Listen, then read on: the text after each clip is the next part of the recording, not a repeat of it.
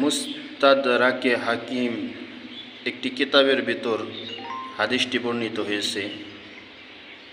হাদিসটি হচ্ছে عن أبي أمامة رضي الله عنه أن رسول الله صلى الله عليه وسلم سأله رجل فقال يا رسول الله ما الإيمان قال إذا سرت حسنتك وساءتك سيئتك فأنت مؤمن। হযরত আবু উমামা রাদিয়াল্লাহু তাআলা আনহু হইতে বর্ণিত আছে যে এক ব্যক্তি রাসূলুল্লাহ সাল্লাল্লাহু আলাইহি ওয়াসাল্লামকে জিজ্ঞাসা করলেন, ঈমান কি?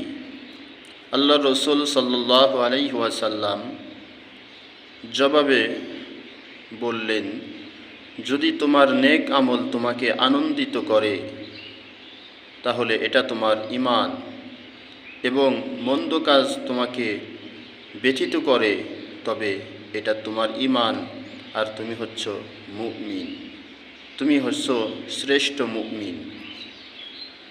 এজন্য আমরা যখন গুনাহের কাজের দিকে ধাপিত হয়ে যাই তখন যদি আমাকে আমার ঈমান এই গুনাহের কাজ থেকে বাঁচিয়ে রাখতে পারে তাহলে আমি সফল মুমিন হতে পারব, সঠিক মুসলমান হতে পারব। আর যদি আমার ঈমান আমাকে বাধা না দেয়, পাপাচার থেকে যদি রক্ষা করতে না পারে, তাহলে আমি কখনোই ঈমানদার হতে পারি না, আমি কখনোই প্রকৃত মুসলমান হতে পারি না। এজন্য আল্লাহ তাআলার কাছে আমাদের বেশি বেশি ফরিয়াদ করতে হবে যে হে আল্লাহ, আমাদেরকে আপনি এমন একটা ঈমান দান করুন যেই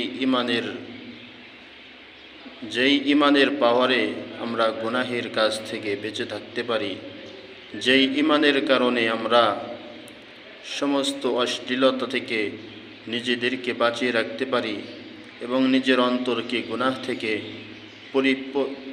পবিত্র রাখতে পারি। আল্লাহ তাআলা যেন আমাদেরকে সেই তৌফিক দান করেন।